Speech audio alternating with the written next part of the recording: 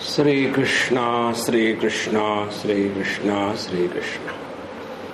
पंचदशी के 6वें अध्याय में हम लोगों ने चित्रदीप सुना, जिसमें जगत के चित्र को देख करके परमात्मा के दर्शन की प्रक्रिया बताई थी। जब हम जगत को देखेंगे और दर्शन होगा परमात्मा का, तो अपने जीवन से भोग वृत्ति समाप्त हो जाती है और आनंद की अनुभूति प्रकट होती है।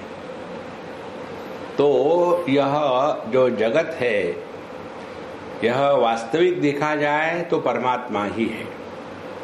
जैसे कोई चित्र हो तो उस चित्र पर स्टार्च लगाते हैं, फिर आकृतियां बनाते हैं, फिर रंग भरते हैं और फिर चित्र प्रकट होता है।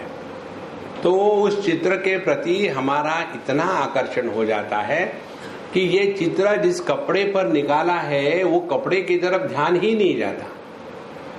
इसी प्रकार से यह जो अनेक नाम रूपात्मक जो चित्र है जगत का, इसका जो एक अधिष्ठान है चेतन सत्ता, उसको लखाने के लिए 6वें अध्याय में चित्रदीप प्रकरण को हमने सुना, समझा, जाना। अब 7वें प्रकरण में प्रवेश कर रहे हैं। इसका नाम है तृप्ति दीप।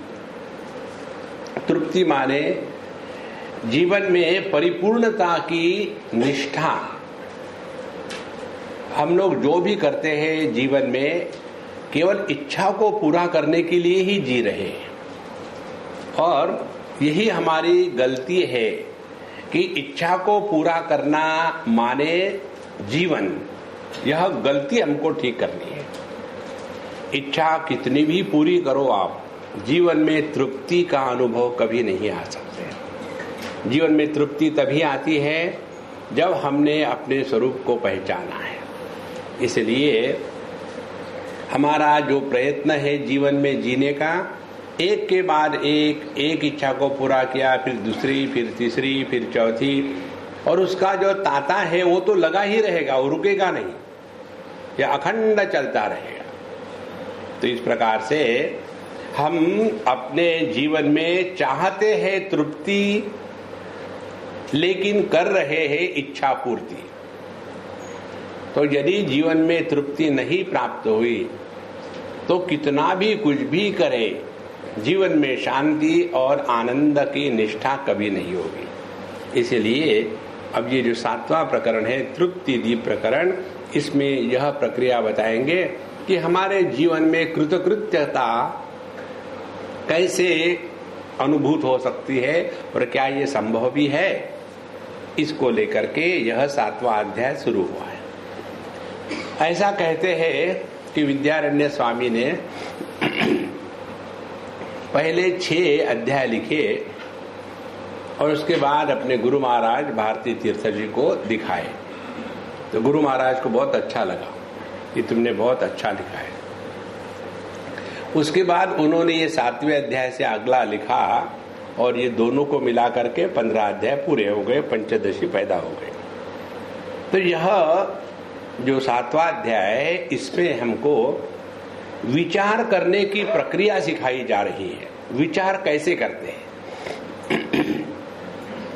देखो, रोटी कैसे बनाना, खाना कैसे बनाना, गाड़ी कैसे चलाना, ड्राइंग कैसे निकालना, हर चीज के लिए हमको सीखना पड़ता है।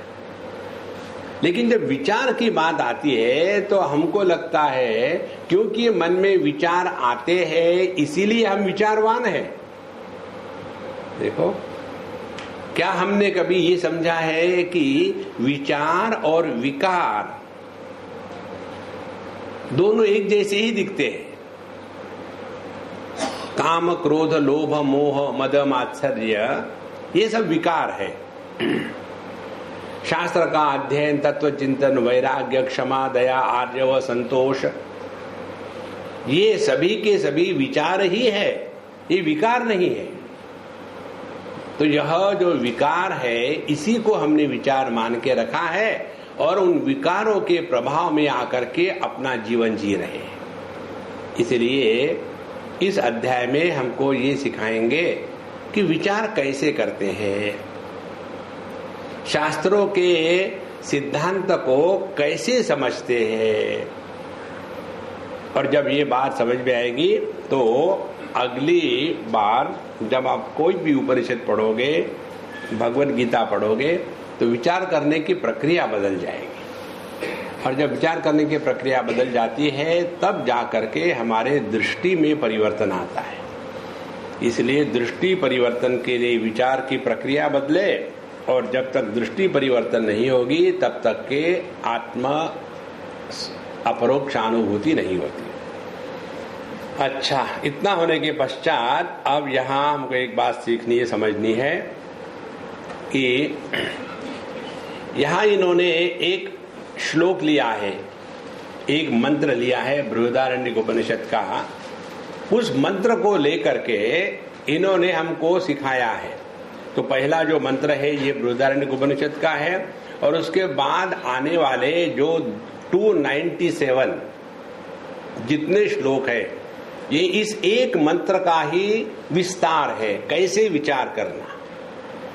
देखो, हमने आपको बताया था ना कल परसों, 1 घंटा सत्संग किया, फिर 22.5 घंटे मनन किया,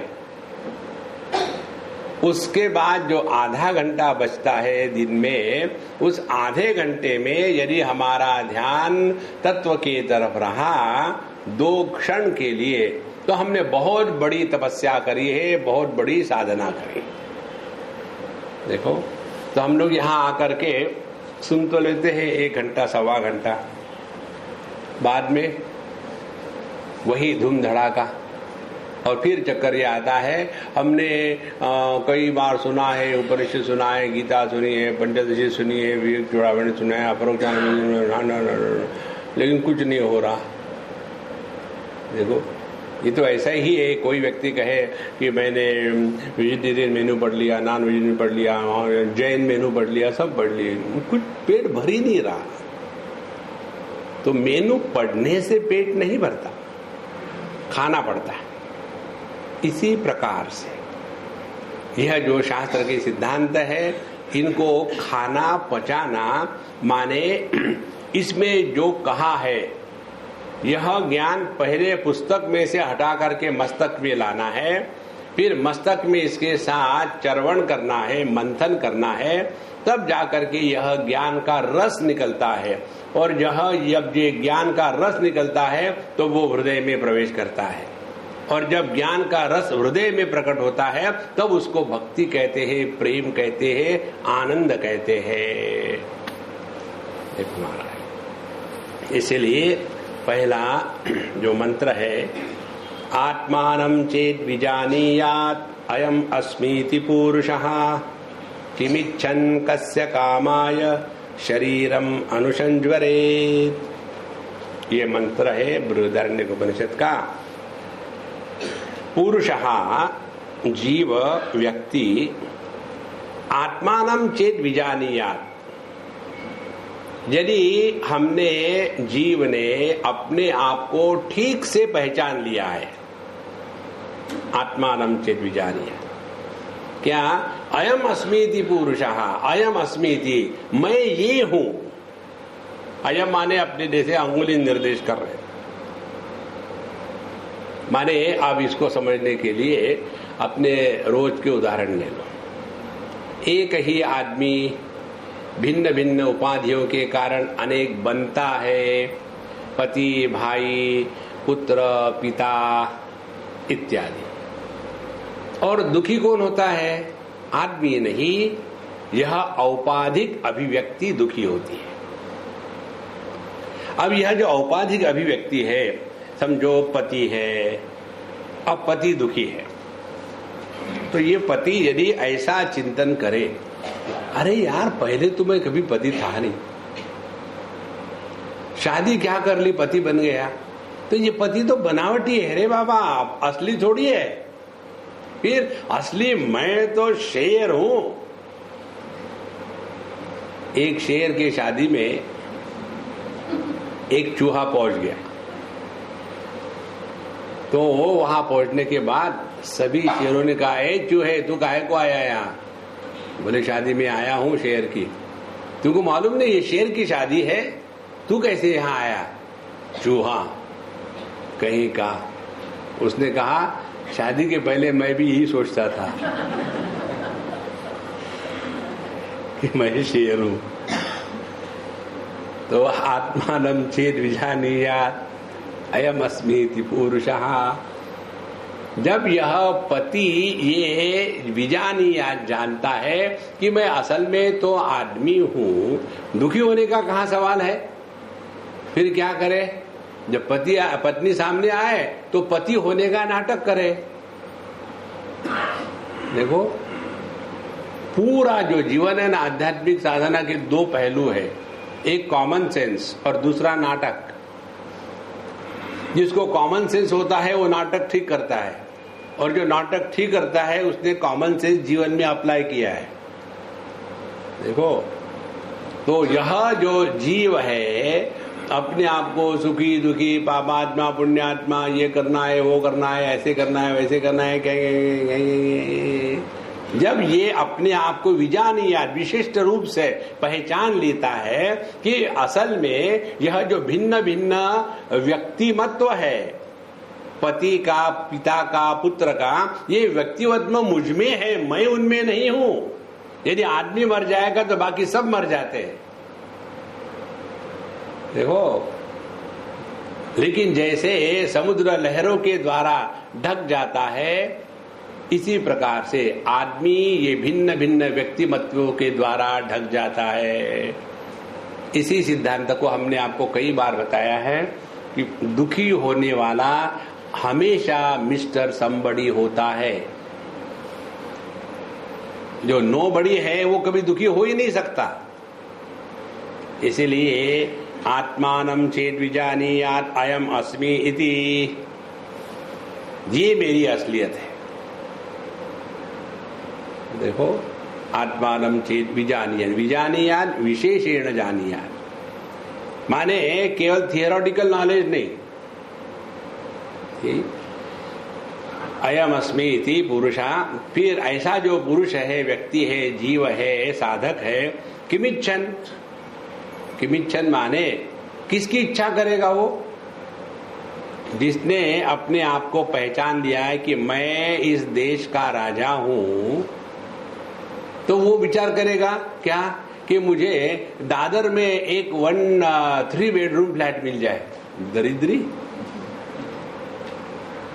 जिसने अपने आप को पूरे देश का राजा पहचान लिया है, वो एक छोटे से फ्लैट की इच्छा करेगा। किमिच्छन। और कस्य कामाय, और किसके लिए? जो पति है, भाई है, पुत्र है, वो दुखी है, पुरुष दुखी है ही नहीं। इसी प्रकार से जिसने अपने स्वरूप को पहचान लिया है, उसमें दुख का कहीं नामलेश नहीं है, तो उसके अंतःकरण में कामना कैसे प्रकट होगी? कस्य कामाय। कामना तो तब प्रकट होती है कि जब हमने अपने आप को अपूर्ण घोषित किया है कि हम अपूर्ण हैं। देखो, यदि आप एक स्त्री के पति बन करके रहो तो दुखी रहोगे, और राष्ट्रपति बनो तो फिर जेंडर की भी जरूरत नहीं, सबका सब दुख अपने आप निकल जाता है। किमिच्छन कस्य कामाय शरीरम अनुसंज्वरेत्, फिर वो शरीर को लेकर के कभी परेशान होगा क्या? मेरी फिगर खराब हो रही है, मुझे इटरनली जवान रहना है, I don't want to die, I want to live, for what? देखो, 3-4 बातें इस मंत्र में बताई है।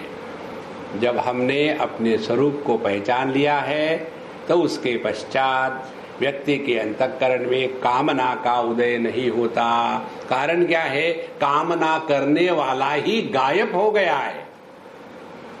पति के मन में कामना होती है क्या कि मेरी पत्नी लोगों की पत्नी की जैसी अच्छी होनी चाहिए। देखो, और जो आदमी है जिसकी पत्नी है ही नहीं, जो सुखी है, उसके मन में ये कामना कभी होगी नहीं। देखो, जो बाप है, माँ है, वो अपने बच्चों को लेकर के कामना करेंगे। लोगों के बेटे देखो, बच्चे देखो मेरिट में आते हैं और हमारा बेटा 3 बार फेल हो गया, कामना आएगी। अब जिसको बच्चा है ही नहीं, वो झंझट खल्लास। देखो, किमिच्छन कस्य कामाय, क्योंकि जब तक इच्छा नहीं होगी तब तक के कामना करने वाला नहीं हो सकता। इच्छा ही नहीं है, पत्नी ही नहीं है तो पति कैसा? कस्य कामाय। और जब ये हो गया शरीरम अनुसंजवरे, तो ये स्थूल देह के साथ रह करके सुखी दुखी किस प्रकार से होगा? माने उसके जीवन में ना कर्म होगा, न कर्तृत्वाभिमान होगा, ना कुछ पाना है, ना कुछ खोना है। फिर जीवन में कैसे जीना है? जैसे नाटक चल रहा है। अच्छा महाराज, अब कहते हैं अगले श्लोक में, अस्या श्रुतेः अभिप्राय सम्यगत्र विचार्यते, जीवन मुक्तस्य या तृप्तिः सा तेन विशदायते। अस्याः श्रुतेः, इस श्रुति मंत्र का, अस्याः श्रुतेः अत्र अभिप्रायः सम्यक विचार्यते। इस श्रुति मंत्र का जो पहले श्लोक में हमने पढ़ा, उस श्रुति मंत्र का अभिप्राय, अभिप्राय माने इस मंत्र में क्या कहा है? देखो, शास्त्र का चिंतन करते समय शास्त्र की विचार करने की प्रक्रिया भी मालूम होनी चाहिए। देखो, एक तो होती है भाषा, दूसरे होता है विषय। जैसे हमको अंग्रेजी पढ़ना आती है, पढ़ सकते हैं आप? हाँ, पढ़ सकते हैं। देखो, THECONSCI अंग्रेजी आती है, और बहुत बढ़िया जी। अच्छा, फिर ये जो सॉफ्टवेयर किस प्रकार से काम करता है, इसकी इंस्ट्रक्शन है, पढ़ो इसको जरा। इसमें पता नहीं क्या लिखा है, अंग्रेजी आती है ना, पढ़ो अब। अंग्रेजी भाषा केवल विषयों के प्रकट करने की एक मीडियम है, वो विषय नहीं है। कई लोग हमको कहते हैं, स्वामी जी संस्कृत तो मुझे आता है। जब हम 6वीं क्लास में थे ना, तो ऑप्शनल सब्जेक्ट था, तो हमने लिया था 1 साल के लिए संस्कृत। लेकिन यहां जो लिखा है समझ में नहीं आता, तो गलत लिखा है इन लोगों ने। तुम्हारा ज्ञान बड़ा श्रेष्ठ है। इसीलिए शास्त्र के तत्व का अर्थ ग्रहण करने के लिए शास्त्रीय पद्धति से विचार करना आवश्यक है, पहली बात। इसीलिए अस्या श्रुते है अभिप्राय, इस श्रुति वाक्य का अभिप्राय क्या है? अभिप्राय का तात्पर्य है what is the purport of this statement, इससे क्या कहना चाहते हैं। देखो, एक उदाहरण से ये बात समझ में आएगी, प्रयोजन ये इसका अभिप्राय क्या है। एक बार एक घर में हम थे, वो अम्मा खाना बना रही थी, उसके 2 बच्चे, बड़ी लड़की थी कोई 8 साल की, 9 साल की, और छोटा बच्चा था 1 साल का, 1.5 साल का। शाम का समय रो रहा था और हम पहुंचे खाने के लिए। तो उसने अपनी लड़की को कहा, जरा इसको सुलाओ, ये बहुत परेशान कर रहा है, इसको नींद आ रही है, सोता नहीं है और मुझे परेशान कर रहा है। फिर उस बहन ने लिया उस बच्चे को अपने कंधे पर, इधर उधर घुमाया, ये दिखाया, देखो टीवी, तो फिर देखो कार, देखो गाय, देखो कौवा। जब उसको कुछ दिखाते, देखो टीवी, तो बच्चा उधर देखता। फिर उसको याद आता, अरे मैं तो रो रहा था, ये शुरू किया। फिर उसको दूसरा दिखाया, देखो कौवा कौवा, फिर उधर देखता, हाँ कौवा, तो फिर क्या हो गया, गै शुरू किया। और ऐसा 10 बार जब उसका ध्यान इधर उधर खींचा, तो वो धीरे धीरे रोना भूल गया और सो गया। तो हमने उसको पूछा, उस लड़की को, तुम क्या कर रहे थे? बोले नहीं स्वामी जी, मैं भैया को सुला रही थी, वो रो रहा था इसलिए। हमने कहा तुम झूठ बोलती हो, वेदांती हो क्या? तो बोले नहीं, मैं क्यों झूठ बोलूं? तो आप तो उसको दिखा रहे थे टीवी, कौवा, गाय, कार, सुला कहाँ रही थी? उसको समझ में नहीं आएगा। स्वामी जी आपको समझ में नहीं आएगा, आपको बच्चा है क्या, भाई है क्या, नहीं आपको नहीं समझ में आएगा। तो she didn't know how to tell but she meant it. माने जो बच्चे को इधर उधर की बातें दिखाने थी वो दिखाना प्रयोजन नहीं था, प्रयोजन ये था कि उसका ये जो थॉट फिक्सेशन हो गया था रोने का, उससे उसके मन को हटाओ, तो नींद तो थी ही अंदर में। इसी प्रकार से शास्त्र के मंत्रों का अर्थ ग्रहण करने के लिए विचार करने की प्रक्रिया मालूम होनी चाहिए। इसको कहते हैं षड्विध लिंग निर्णय। 6 बातें इसमें ठीक से होनी चाहिए तो विचार पूरा होता है। पहला है उपक्रम उपसंहार एकत्व। जैसे उपक्रम कहां से प्रारंभ हुआ, भगवद गीता का उदाहरण ले ले। भगवद गीता कहां से प्रारंभ होती है, कार्पण्य दोषोपहत स्वभावः पृच्छामि त्वाम धर्म सम्मूढ़ चेताः। मोह से भगवद गीता प्रारंभ होती है, हे भगवान मुझे मोह हो गया है। और पूरी भगवद गीता भगवान ने बताने के पश्चात भगवान पूछते हैं, अर्जुन महाराज तुमने ये सब सुना है ना, और कच्चित अज्ञान सम्मोहः प्रनष्टस्ते धनंजय। हे धनंजय तुम्हारा अज्ञान के कारण जो मोह हुआ था वो नष्ट हो गया क्या? तो अर्जुन क्या कहते हैं, नष्टो मोहः स्मृति ही लब्धा त्वत्प्रसादात्मयाच्युत। तो प्रारंभ हुआ था मोह से और उसकी समाप्ति हो गई मोह में ही। ऐसी जो परिपूर्णता से विचार करने की जो प्रक्रिया है उसको कहते हैं उपक्रम उपसंहार एकत्व। ऐसे नहीं कि उपक्रम प्रारंभ करो, क्या प्रारंभ करो, अपने देश से बुरी आदतें छुड़ानी है। कौन सी बुरी आदतें? सिगरेट पीने की, तंबाकू खाने की, बहुत बढ़िया बात है। दारू, उससे बहुत सारा टैक्स मिलता है गवर्नमेंट को, वो नहीं छुड़वानी। कम से कम सिगरेट और तंबाकू खाने से आदमी अपना अकेले का सत्यानाश कर सकता है, ये दारू से तो पूरे पूरे संसार का हो रहा है। ये बात समझ में नहीं आएगी क्योंकि वहां लाभ हानि का चक्कर है।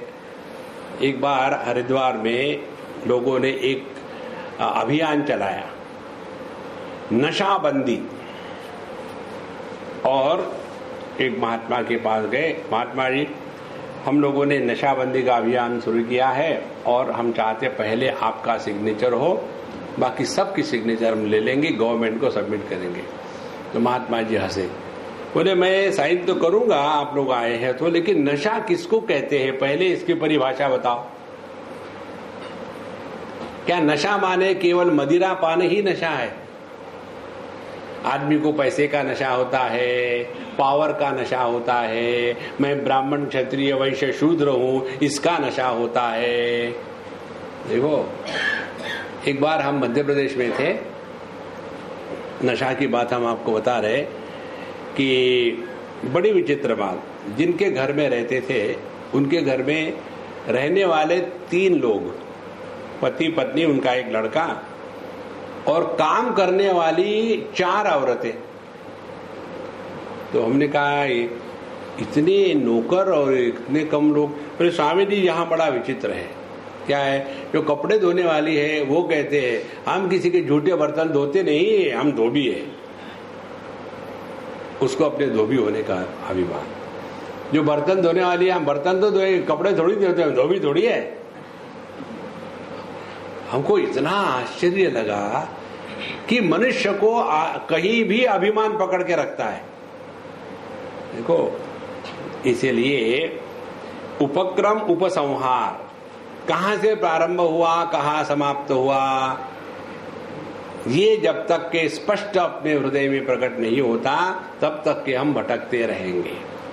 तो प्रारंभ हुई भगवद गीता मोह के निवारण के लिए और मोह का निवारण हुआ। इसी प्रकार से जो जो हमारे शास्त्रों में बताया है, चातुर्वर्ण्यम मया सृष्टम गुण कर्म विभागशः, हमने इस दुनिया में 4 वर्णों को उनके गुण और कर्मों के अनुसार क्लासिफाई किया है। जब ये जंतु शास्त्रज्ञ जो होते हैं जूलॉजी में, जब सभी एनिमल किंगडम का क्लासिफिकेशन करते हैं, वर्टेब्रेट, नॉन वर्टेब्रेट, फिर वर्टेब्रेट में भी होगा कि मैमल्स और बाकी के जो एवियंस वगैरह है, तो क्या उन्होंने वहां भेद निर्माण किया है?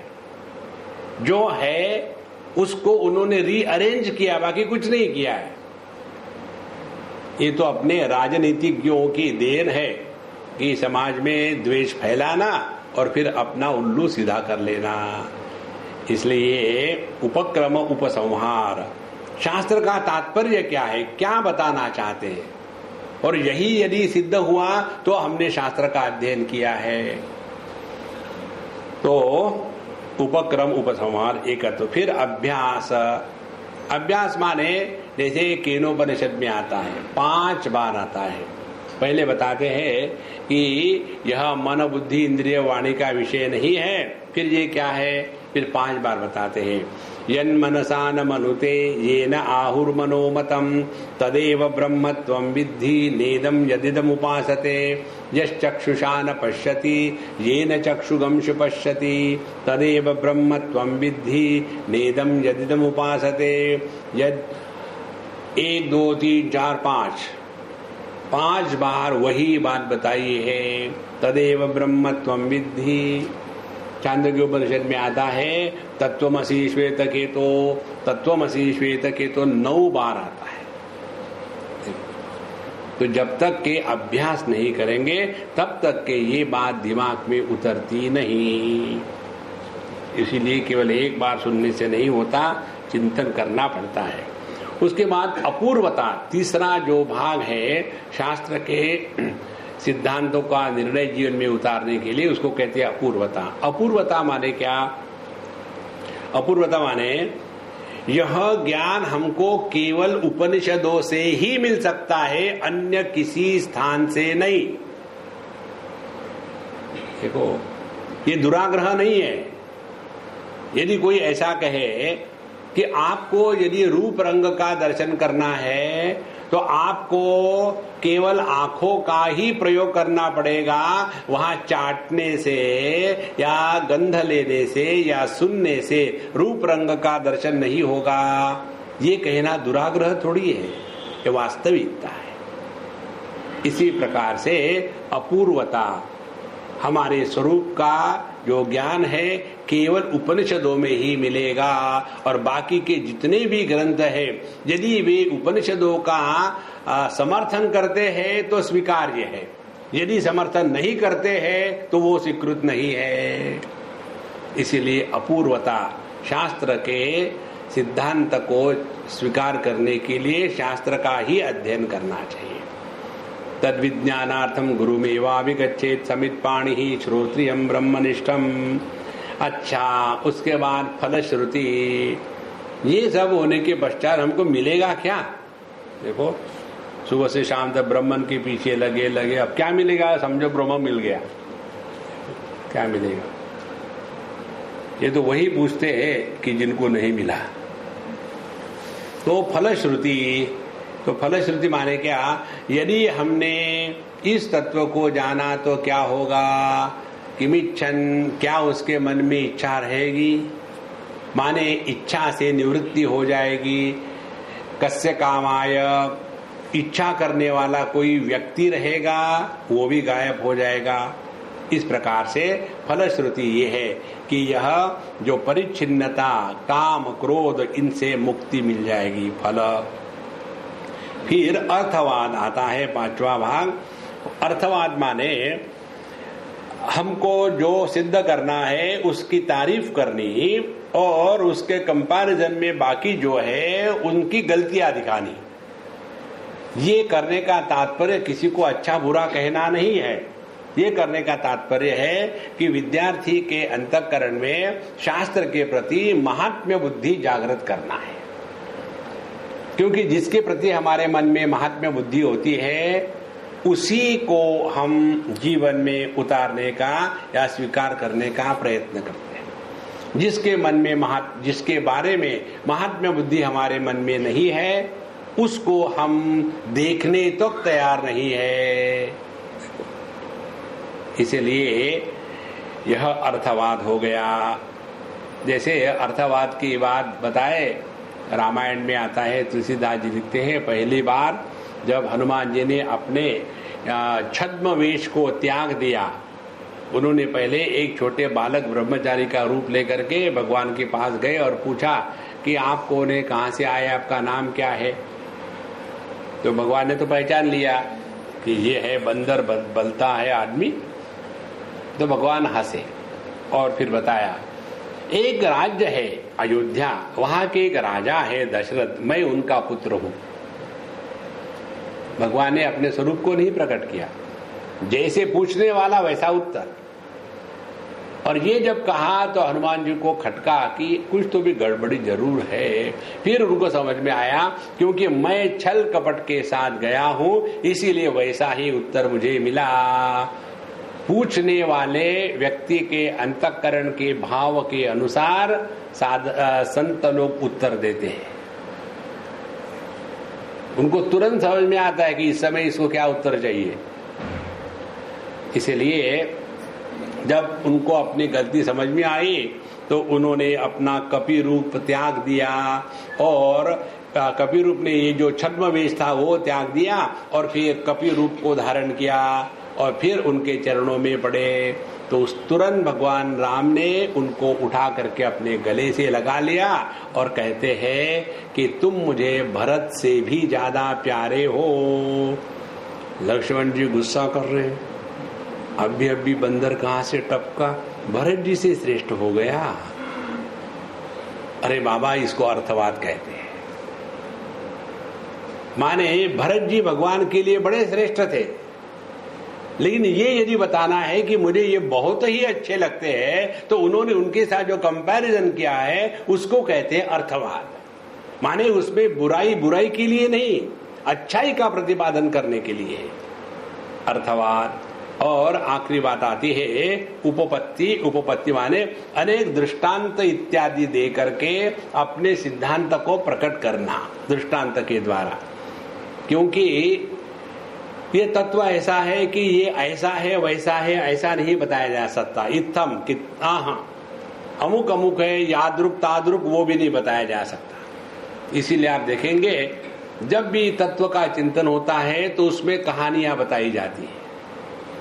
एक बार साउथ अफ्रीका की बात है, हमारा एक गुड शेफर्ड्स रिट्रीट में हमारा रिट्रीट हो रहा था और 5 दिन का था और वहाँ बाकी भी लोग थे हमारे कैंपर्स के साथ साथ। तो हमने सब लोगों को, वहाँ के जो किचन में स्टाफ है सबको ने, जिनको सुनना है आके सुनो, फ्री है, आपको सुनने के लिए पैसे देने की जरूरत नहीं। वहाँ तो हर चीज के पैसे होते हैं। हमने कहा हमको नहीं चाहिए, आप लोग सुनना है तो सुनो। तो आके बैठते थे। तो एक सज्जन वहाँ आए थे घूमने के लिए, एक कमरे में रहते थे, वो भी आके बैठे। बैठने के पश्चात लेक्चर के बाद शाम को हम जरा वॉक करने के लिए जाते थे पहाड़ों में। तो ये भी आकर के एक के बाद एक प्रश्न, दूसरा प्रश्न, तीसरा प्रश्न, और इस प्रकार से कि अगला आदमी दुखी हो जाए और स्वीकार करे कि हाँ क्रिश्चियनिटी सबसे श्रेष्ठ है, बाकी सब बकवास है। वो किसी चर्च का ही था। तो जब भी हमको कोई प्रश्न पूछता हम उसको कहानी बताते, हर प्रश्न पर एक कहानी। 2 दिन ऐसा सिलसिला चलता रहा। तीसरे दिन वो आया और कहता है, सर आई एम मैक, उसका सरनेम मार्क ट्वेन था शायद, तो आई एम मार्क, और कहता है कि you are my Jesus. Jesus तो कड़ाव नहीं पहनते थे। No, you are my Jesus. I said, okay, thank you very much for elevating me. बोले मालूम है क्यों? हमने कहा तुम्हारा शौक है, पहले तुमने मुझे गालियां दी, अब तुम ही मुझे जीसस कह रहे हो। बोले नहीं, मैंने सुना है, कई पुस्तकों में पढ़ा है कि जीसस भी हर एक प्रश्न का उत्तर कहानियों के माध्यम से देते थे। और पिछले 3 दिन से मैं देख रहा हूं मेरे हर प्रश्न का उत्तर आपने कहानियों के माध्यम से दिया। मेरे लिए तो आप ही जीसस है, क्योंकि ये तत्व ऐसा है कि उसको उपपत्ति के द्वारा ही समझाया जा सकता है। देखो, जैसे हमने आपको उदाहरण दिया प्रयोजन का, तो वो जो लड़की अपने भाई को सुला रही थी, तो बच्चे को सुलाना ये प्रयोजन है, उसको बाकी की चीजें घोड़ा गधा दिखाना ये प्रयोजन नहीं है। इसी प्रकार से शास्त्र में जो अनेक विषय आएंगे, कौन से विषय आते हैं? शास्त्र में आता है जीव क्या है, शास्त्र में आता है जगत क्या है, शास्त्र में आता है ईश्वर क्या है, शास्त्र में आता है पाप पुण्य क्या है, धर्म अधर्म क्या है, स्वर्ग नरक क्या है, पिछला जन्म अगला जन्म क्या है। इन सभी विषयों का प्रयोजन इनको सिद्ध करने में नहीं है, बल्कि सभी विषयों का प्रयोजन है कि हम अपने स्वरूप में निष्ठा प्राप्त करें। ये प्रयोजन है। यदि ये नहीं हुआ तो चाहे हमने बड़ी भक्ति करी हो, बड़े अच्छे सत्कर्म किए हो, बड़ी तपस्या करी हो, इसका कोई भी मायना नहीं रखता। देखो, मनुष्य आज के तारीख में इस क्षण में कैसा है, ये महत्व की बात है। पहले जब हम छोटे बचपन में थे, बड़ी कठिनाई की बात थी, 2 टाइम की रोटी नहीं मिलती थी। अब क्या हो रहा है? अब खा खा करके इंडाइजेशन हो रहा है, अच्छा हो रहा है। इसे निकला क्या? What do we want to prove? देखो, इसीलिए हम आध्यात्मिक साधना कर रहे हैं या नहीं कर रहे हैं, इसका मापदंड क्या है? इस क्षण, इस स्थान में, इस परिस्थिति में हम प्रसन्न है या नहीं। यदि हम प्रसन्न नहीं है तो आज तक हमने आध्यात्मिक जीवन जिया है, ये अपने आप को धोखा दे रहा है। देखो, और ये ऐसा क्यों होता है? ये जो 6 बातें बताए ना, उपक्रम, अभ्यास, अपूर्वता, फल, अर्थवाद और उपपत्ति, ये 6 बातों को लेकर के हमने शास्त्र के अध्ययन का प्रयास नहीं किया। केवल ऊपर ऊपर में पढ़ लिया है और बस समाओ पढ़ करके टाइम खत्म हो गया, अब चलो, और फिर वही तमाकू, वही चूना रगड़ते जाओ, खाते जाओ। तो इस मंत्र का विस्तार से बताने के लिए सम्यक विचार्यते तेन, इससे क्या प्राप्त होगा? इतना विचार करके करके करके करके कहते हैं जीवन मुक्तस्य या तृप्ति ही सा विशदायते। फिर जीवन मुक्त पुरुष के जीवन में जो परिपूर्णता की मस्ती होती है, वो कहां से प्रकट हुई? देखो, गुरु नानक देव जी महाराज कहते थे, दुनियादारी की शराब पीने के बाद आदमी को मस्ती आ जाती है, लेकिन हैंगअप छोड़ती है और वो टिकती नहीं। लेकिन यह जो भगवान के नाम के रस की मदिरा एक बार चढ़ जाए तो फिर ये मस्ती कभी खत्म नहीं होती। यही है जीवन मुक्ति का आनंद। इसीलिए इस पूर्ण अध्ययन विषय के चिंतन के पश्चात क्या होगा? तो ये होगा कि जीवन मुक्त पुरुष के जीवन में ये जो आनंद की पराकाष्ठा प्रकट होती है, वो कहां से आती है, इसका अर्थ क्या है? आनंद की पराकाष्ठा माने हमेशा है करते रहना है क्या? देखो, सुख की अनुभूति माने क्या हमेशा भोग में रहना है? नहीं। अब विचार को शुरू कर देते हैं। माया भासेन जीवेशौ करोतीति श्रुतत्वतः कल्पितौ एव जीवेशौ ताभ्याम सर्वं प्रकल्पितम्। माया आभासेन जीव ईशौ करोति इति श्रुतत्वतः।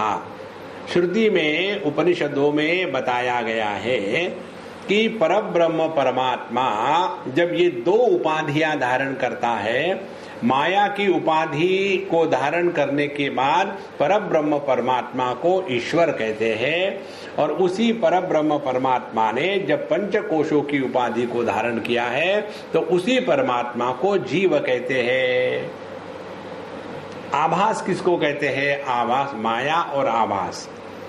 माने परमात्मा ने माया को धारण किया, ईश्वर बन गया मायापति। और एक हमारा फ्रेंड है, उसको मैं एमपी बुलाता हूं हमेशा। एक दिन उसने मुझे पूछा, स्वामी जी मैंने आपको कभी पूछा नहीं, आप मुझे हमेशा एमपी क्यों बुलाते हैं?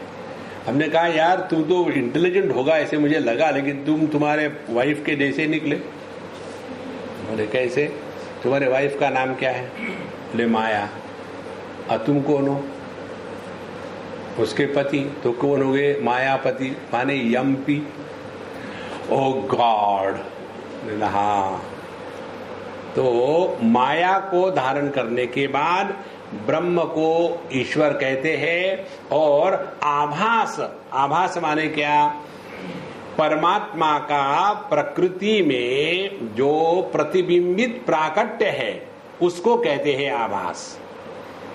जैसे आप हमारे तरफ देख रहे हो, हमारी गर्दन का एंगल यदि थोड़ा उल्टा सीधा होवे तो आपको ये जो सामने के बल्ब है ना उसका प्रतिबिंब दिखेगा। अब पता नहीं मुझे आपको दिखता है, अभी शायद कम दिखेगा।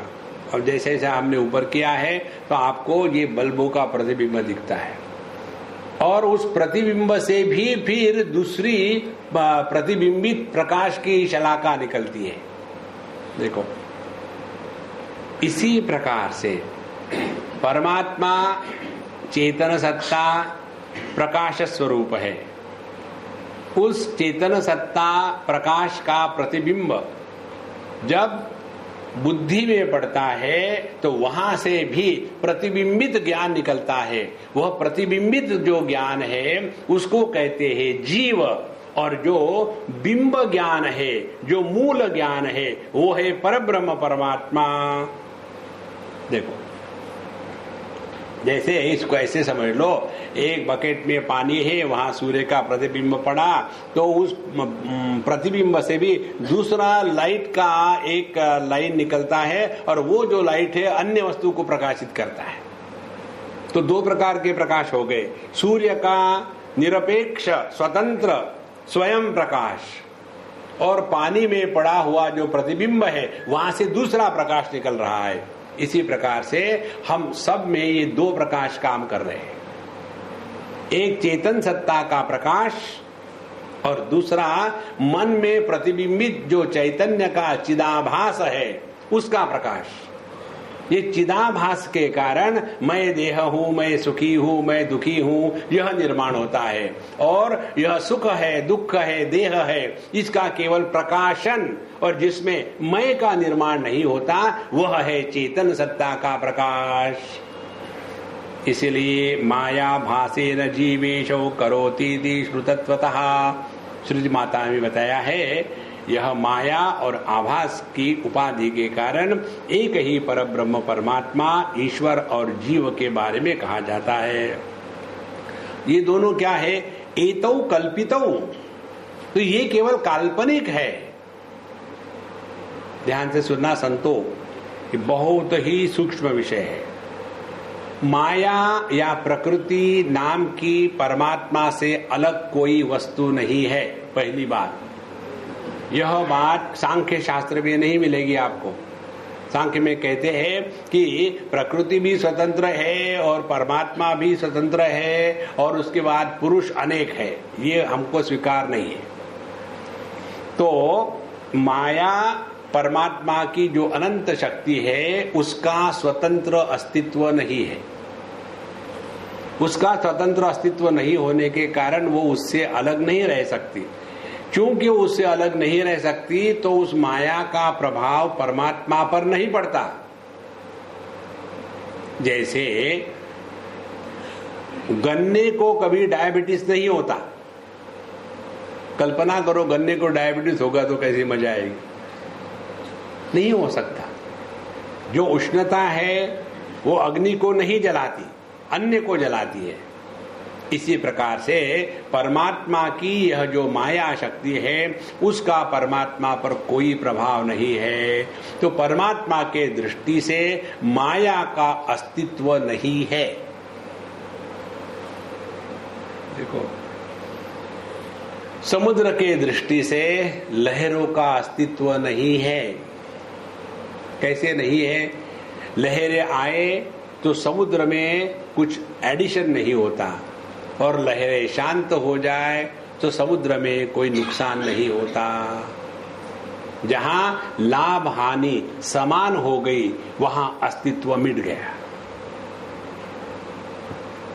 देखो, तो फिर ये माया ईश्वर ये क्या है? कल्पितौ, यह काल्पनिक है। काल्पनिक माने क्या? किसी वस्तु को समझाने के लिए कल्पना करी जाती है। देखो, एक गांव में एक देहाती था और अपने बकरियों को, भेड़ों को चरा रहा था जंगल में। और चलाने के अपने मस्ती में तम्बाकू खा रहा है और भेड़े चल रही है, और अपने हाथ में डंडा लेकर के उसने एक विशिष्ट मुद्रा में ध्यान में खड़ा होगा। उधर से एक बढ़िया कार में बैठ करके एक आदमी आया और जितने ब्रांडेड थिंग्स है वो उस पर रखी हुई थी। शर्ट ब्रांडेड, पैंट ब्रांडेड, घड़ी ब्रांडेड, चश्मा ब्रांडेड, हर जगह ब्रांड लगे हुए थे। आया, आने के बाद गाड़ी रोकी और उसको पूछा, भाई तुम क्या कर रहे हो? बोले, मैं कुछ नहीं कर रहा हूँ, ये बकरियां खा रही है। बोले, मैं यदि तुम्हारे कितनी भेड़े हैं, कितने जानवर है ये बता दूं तो तुम मुझे एक दोगे? हाँ बताओ कितने है। उसने फटाट से अपना लैपटॉप निकाला, उसके बाद जीपीएस फिक्स किया, उसके बाद वहां से गूगल जा करके पिक्चर लिया, उसके बाद उसने तुरंत दूसरा स्विच दबाया, फट से काउंट आ गया और बोला 1895। तो ठीक है, बोले बिल्कुल पक्का ठीक है, इतनी ही है। तो बोले मुझे जानवर दो। बोले ले लो। तो उसने लिया जानवर और अपने कार में रखा, और जब वो बंद करने वाला था बोले रुको एक मिनट, यदि मैं आपको बताऊं कि आपका प्रोफेशन क्या है तो मेरा जानवर वापस करोगे? बोले हाँ। बोले तुम अकाउंटेंट हो? बोले कैसे? बोले तुमने मुझे वही बताया जो मुझे मालूम था। अकाउंटेंट क्या करते हैं? नई बात थोड़ी बताते। और काफी चीजें बताई, और फिर बाद में कहते हैं तुम उस विषय के एक्सपर्ट होते हो जिसके बारे में तुमको कुछ नहीं मालूम। बोले ये कैसे? बोले पहले तो मुझे बताओ, मैंने तुम्हारा प्रोफेशन ठीक बताया ना? बोले हाँ। तो बोले मेरा कुत्ता वापस करो। क्या? बोले हाँ, जो तुमने उठाया था वो भेड़ नहीं थी, वो कुत्ता था, वापस करो। देखो महाराज, इसीलिए यह काल्पनिक है, समझाने की प्रक्रिया है, वास्तविक थोड़ी है। काल्पनिक क्यों है? क्योंकि हमको मालूम नहीं है। जब मालूम होता है तो कल्पना करने की जरूरत नहीं होती। तो हमको कल्पना क्या बताते हैं? कल्पना बताते हैं कि हमारी जो बुद्धि है कार्य कारण में फंसी हुई है। दुनिया बनाने वाले काहे को दुनिया बनाई? किसने कहा तुमको दुनिया भगवान ने बनाई है? एक सज्जन ने हमको पूछा, स्वामी जी भगवान ने दुनिया ऐसी क्यों बनाई? ऋषिकेश की बात है। तो हमने कहा प्रभु ये बताओ, भगवान ने आके तुमको बताया क्या? एक्सक्यूज मी गुप्ता जी, दुनिया मैंने बनाई है। नहीं, उन्होंने तो नहीं बताया, फिर क्यों मान लिया? आप लोग कहते हो, हमने हम ये भी कहते हैं आप बेवकूफ हो, मान लोगे? किसने बताया भगवान ने दुनिया बनाई है? और दुनिया बनी है इसका भी क्या सबूत है? क्या पहले दुनिया नहीं थी? बाद में नहीं रहेगी? ये जो हमको मिराज वाटर दिखते हैं, मृग जल या आकाश में जो हमको इंद्रधनुष्य दिखता है, क्या वो बनाया जाता है? कब बनाया इंद्रधनुष्य? That is merely an appearance, कल्पितौ। लेकिन चूंकि हम प्रश्न पूछते हैं गलत, तो उत्तर कभी ठीक नहीं मिलेगा। इसलिए संतो, यह जीव, जगत और ईश्वर, ये तीन कल्पनाएं एक ही परमात्मा पर उपाधि के द्वारा करी गई है। जैसे एक ही आदमी पर तीन कल्पनाओं का अध्यारोप करके तीन व्यक्तित्व निर्माण करते हैं, पुत्र, पति और पिता। तो इसमें वास्तविक क्या है, रियलिटी क्या है? वो मनुष्य रियल है, वो आदमी रियल है। जब उसके पिताजी मर जाएंगे तो ये आदमी जो पुत्र बना था, पुत्र गायब हो गया। यदि पत्नी मर जाएगी तो तुरंत उसी समय पति भी पत्नी की चिता पर ही जलाया जाता है, और जब पुत्र मरेगा तो बाप भी खाली हो गया। देखो महाराज, तो ये जो तीन औपाधिक व्यक्तित्व थे, ये कल्पना के कारण, ये वास्तविक नहीं है। अब देखो, आप एक दूसरे से शादी करते हो तो पति है पत्नी है, कल्पना ही तो करते हैं, और क्या है। जहां आपकी कल्पना करने की शक्ति कुंठित हो जाती है गहरी नींद में, उस समय आप ना पति हो, ना पत्नी हो, ना भाई हो, ना बहन हो, कुछ भी नहीं है। तो पहले कल्पना करते हैं कि इसके कारण जीवन सुखी होगा, फिर दूसरी कल्पना करते हैं दुख का कारण यही है, फिर तीसरी कल्पना करते हैं यदि इसको छोड़ देंगे तो सुख होगा, चौथी कल्पना करते हैं पहली अच्छी थी।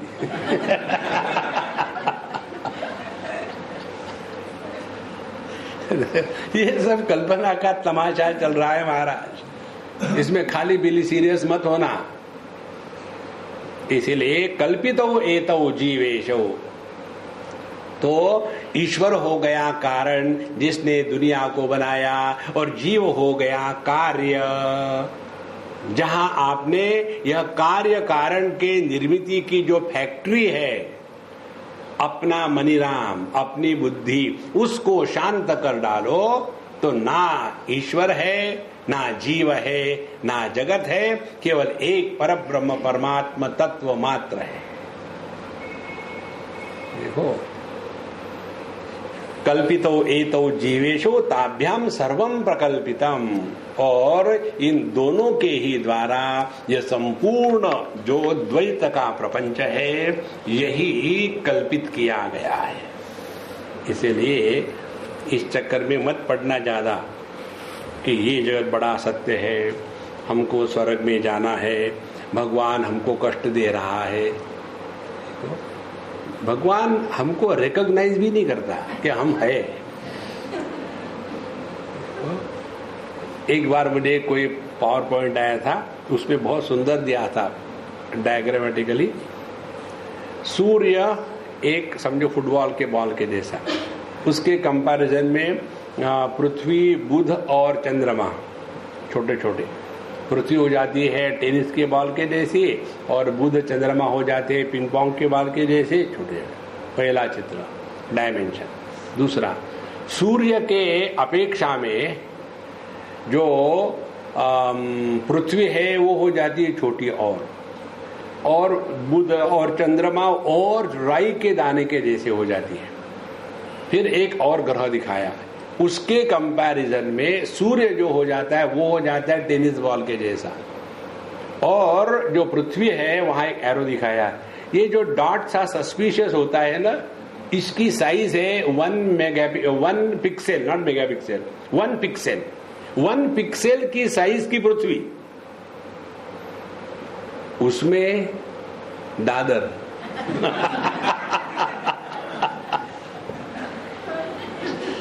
देखो महाराज, कहां हम फंसे हैं। इसलिए इन सब चीजों से निकल जाना है, तभी जाकर के तत्वनिष्ठा होती है। जो इस दुनिया में फंसे हैं ना, उनके लिए नहीं है। अच्छा, आप ईश्वर और जीव का प्रसंग और चलाते हैं। ईक्षणादि प्रवेशांता सृष्टि रीशेन कल्पिता, जाग्रदादि विमोक्षांता संसारो जीव कल्पिता। ये श्लोक हमने पहले भी पढ़ा है अर्लियर वर्सेस में। ईक्षण से लेकर के प्रवेश तक के जो सृष्टि है वो ईश्वर के द्वारा कल्पित है। सहा ईक्षत, उसने ईक्षण किया, बहुश्याम, मैं अनेक हो जाऊं। उसके बाद उसने दुनिया को निर्माण किया। कहाँ से? तस्मात् आत्मनः आकाश संभूतः, आकाशाद वायु, वायुरग्नि, पूरी प्रक्रिया बताई। और फिर अनेक प्रकार के अन्न, अन्नात् पुरुषः, अनेक प्रकार के देह निर्माण किए। देह निर्माण होने के पश्चात भगवान ने सोचा ये किसके लिए बनाया है। जैसी माताएं खाना बनाती है, भगवान को भोग चढ़ाने के पहले टेस्ट करती हैं, नमक कम है, भगवान लो मेरा प्रसाद। देखो भगवान को भोग चढ़ाती है अपना। तो जैसे अपनी ही बनाई हुई वस्तु में परमात्मा ने प्रवेश किया, और जैसे परमात्मा ने सृष्टि में प्रवेश किया, देह में प्रवेश किया, वही परमात्मा अब जीव कहने लगा। जैसे आदमी ने पत्नी में प्रवेश किया तो आदमी को पति कहते हैं। हो गया? फिर ध्यान से सुनना, पति यह कॉमन नाउन है, प्रॉपर नाउन नहीं है। देखो, it is a common noun, सर्वनाम। सर्वनाम मैंने क्या है? पति हमेशा दुखी होते हैं, इससे कॉमन थिंग। जो कॉमन होता है उससे दुख नहीं होता। देखो, हमारे सबका नाक होठों के ऊपर है तो दुख होता है क्या? किसी का नाक कान के साइड में होगा तब परेशानी होगी, चश्मा खा रखे। इसीलिए जीव यह अभिव्यक्ति है, लेकिन इसको अभिव्यक्ति न समझ करके जब हम जीव को व्यक्ति के रूप में ग्रहण करते हैं तब वहां से दूसरा संसार शुरू हो जाता है। देखो महाराज, ये बहुत बड़ी महत्व की बात है, इसको ठीक से हृदय में उतारो। बल्ब अनेक है, उसमें जो प्रकाश है वह प्रकाश बिजली की अभिव्यक्ति है। ये अनेक प्रकाश बल्ब के अनेक होने से अनेक से प्रतीत हो रहे हैं, लेकिन प्रकाश एक ही है। इसी प्रकार से जीवन अनेक देह के कारण अनेकता में प्रकट हो रहा है, लेकिन जीवन यह जो तत्व है यह एक ही है। इसीलिए भूख सबके लिए सामान्य है, क्रोध सबके लिए सामान्य है, रोग सबके लिए सामान्य है, क्योंकि जीवन में चल रहा है, मुर्दे में ये नहीं होता। तो जीव यह अभिव्यक्ति है, ना कि व्यक्ति है। देखो, तो फिर व्यक्ति कहां से पैदा होती है? जागृत आदि विमोक्षांतः संसारो जीव कल्पितः। फिर जीव की सृष्टि कल्पित हो जाती है। कहां से? जागृत अवस्था से। और कैसे? जागृत अवस्था के अनुभूतियों को लेकर ही हम अपने जीवन को समझते हैं। मैं वहां पैदा हुआ था, फिर मैंने ये तीर मारे, फिर वो मारे, फिर ये धक्का खाया, वो धक्का खाया, फिर बम्बई में आ गया, यहाँ मैंने मराठी सीखी और मेरा नाम असल में पांडे था, लेकिन यहाँ सब परेशान करने लग गए तो मैंने पहले देश लगा दिया, पांडे का देश पांडे बन गया और सुखी रहता। एक हमारा मित्र है यहाँ पांडे, उसका नाम है, और जब ये तमाशा चल रहा था ना ये मराठी नॉन मराठी का, तो स्वामी जी समझ में नहीं आता, क्या नहीं तुम बेवकूफ हो। बोले क्यों? हमने कहा अपने नाम के पहले देश लगा दो। उससे क्या कहना, बेवकूफ तुम अभी पांडे हो तो यूपी के हो, देश पांडे हो तो मराठी हो जाते हो। बिल्कुल सिंपल टेक्निक है, कुछ करने की जरूरत नहीं।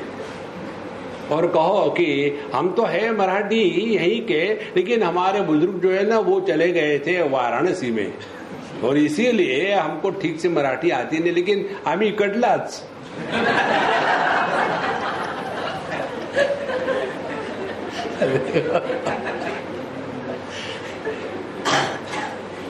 तो जागृत अवस्था से शुरू हो गया, फिर स्वप्न आता है, फिर सुषुप्ति का विचार होता है, और फिर मैं दुखी हूँ, मुझे मोक्ष चाहिए क्योंकि मैं बंधन में हूँ।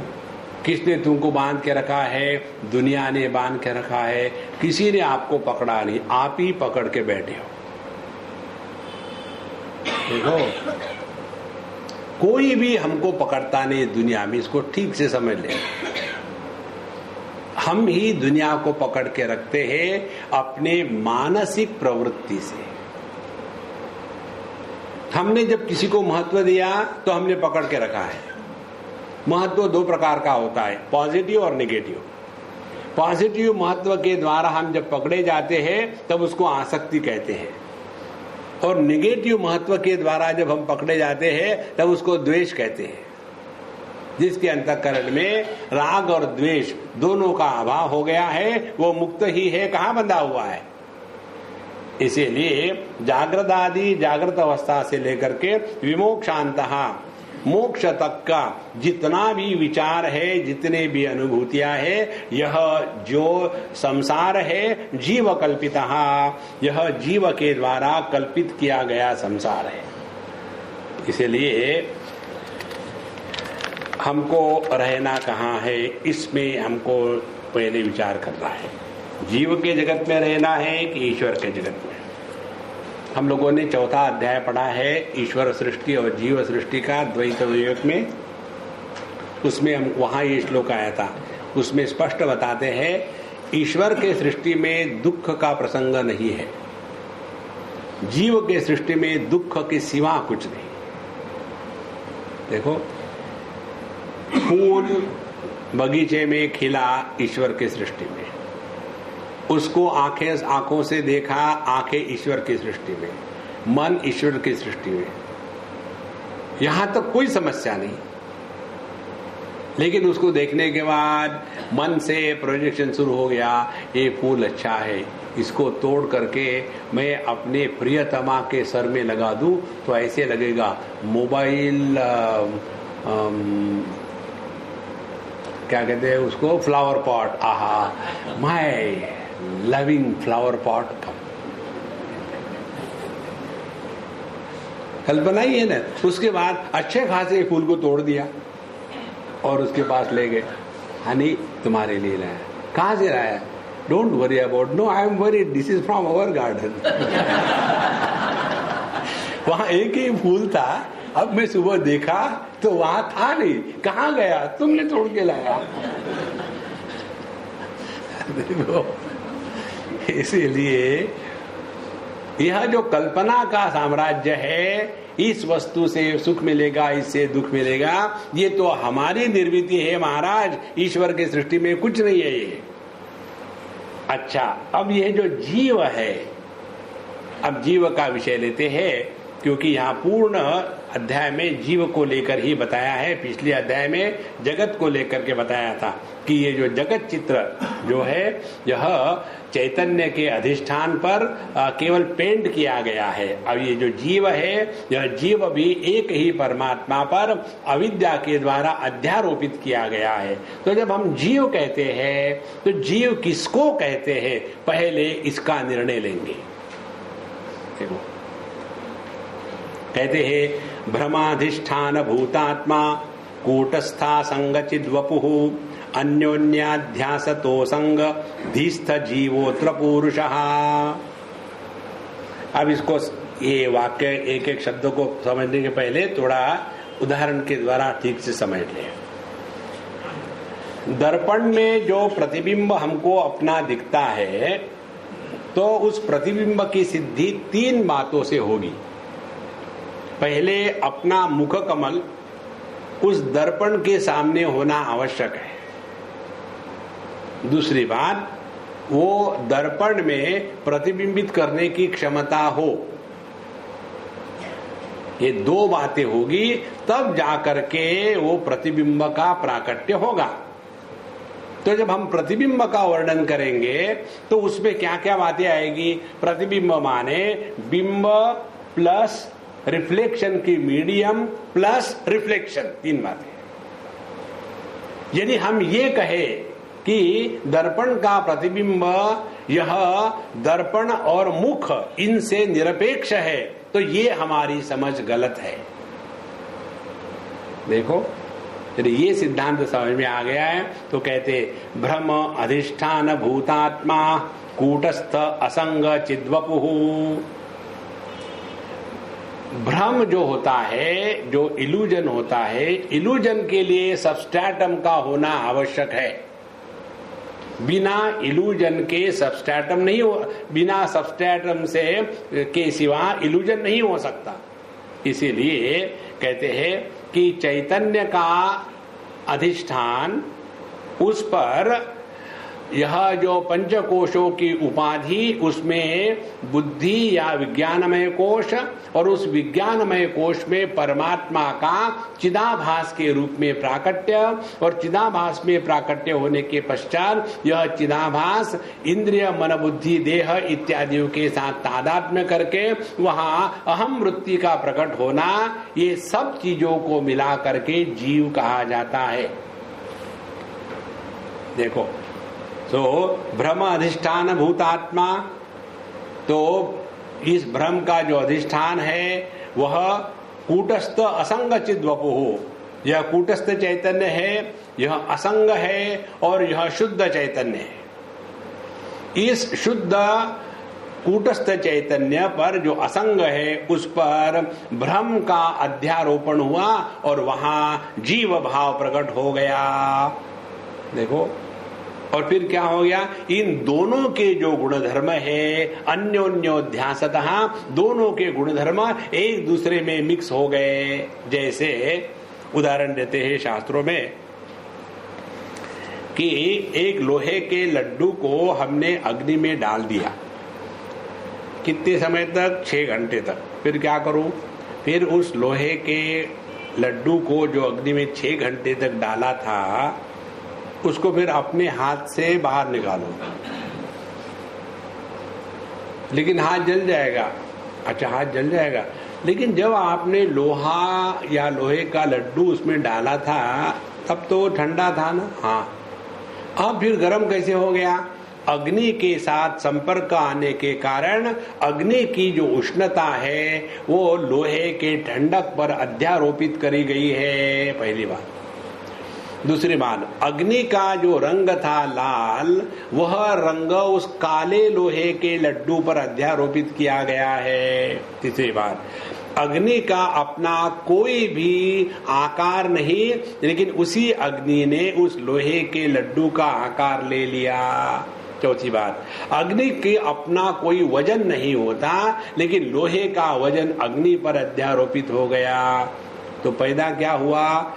गरम लोहे का लड्डू जो लाल है, भारी है, गोल है और गरम है। तो ये लाल, भारी, गोल और गरम, ये चारों कहां से आए? कुछ गुण है अग्नि के और कुछ गुण है लोहे के। इसी प्रकार से कुछ गुण है चेतन सत्ता के और कुछ गुण है यह मन के या अंतःकरण की उपाधि के। इन दोनों को मिला करके चैतन्य जो अखंड है, अकाट्य है, अनंत है, अविनाशी है, उसके गुण ले लिए, और मन जो है, वृत्तियां जो है नित्य निरंतर बदलने वाली है, चंचल है, तो यह जो जीव है, दोनों को इकट्ठा करके जीव ही सत्य है, यह भ्रांति हो जाती है। इसको कहते हैं अन्योन्योध्यासतः धीस्थ जीवः अत्र पुरुषः। तो ये जो समझने के लिए हम आपको उदाहरण देते हैं ना, पति कहाँ होता है? जैसे टेबल पर पुस्तक है, क्या वैसे ही आदमी पर पति होता है? टोपी पहन ली पति, टोपी निकाली आदमी, आहा। देखो, पति है कहां? पति केवल अपने मन में है। कैसे मन में है? मैं इसका हस्बैंड हूं। कहां हूं हस्बैंड? घुटने में नहीं, कमर में, गले में अटका है। यह तो केवल एक मानसिक प्रक्रिया है। देखो, इसीलिए यह दो बातें, मन में चेतन सत्ता का प्रतिबिंब चिदाभास के रूप में, और फिर इस चिदाभास में यह भ्रांति कि मन के जो गुणधर्म है, मन के क्या क्या गुणधर्म है, जिसमें ध्यान से सुनना तीन बातें प्रकट हो जाती है, वह सचेत मन है।